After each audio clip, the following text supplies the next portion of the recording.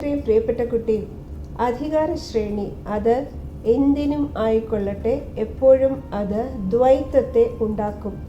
ഒരു മതവും മറ്റൊരു മതത്തിന് മേലെയോ കീഴെയോ എന്ന് വിചാരിക്കരുത്. ജാതികളും ഉപജാതികളും ഇതെല്ലാം മനുഷ്യനെ വിഭജിക്കാനേ ഉപകരിക്കുകയുള്ളൂ.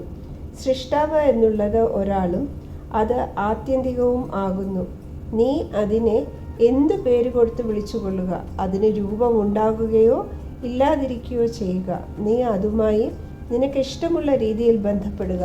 പക്ഷേ അത് നിന്റെ ആ വിശ്വാസം ആരിലും അടിച്ചേൽപ്പിക്കരുത്. അവരുടെ വിശ്വാസത്തെ നീ അപലപിക്കുകയും ചെയ്യരുത്. ഒരു നിമിഷത്തെ സമാധാനം നിങ്ങൾ ഓരോരുത്തരും ഉണ്ടാക്കുന്നത് ഒരു പ്രതിഫലനമാണ്.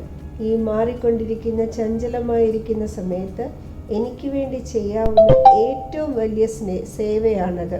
നീ എനിക്ക് വേണ്ടി ഒരു വെളുത്ത പുഷ്പം അർപ്പിക്കുക എന്ന് ബാബ.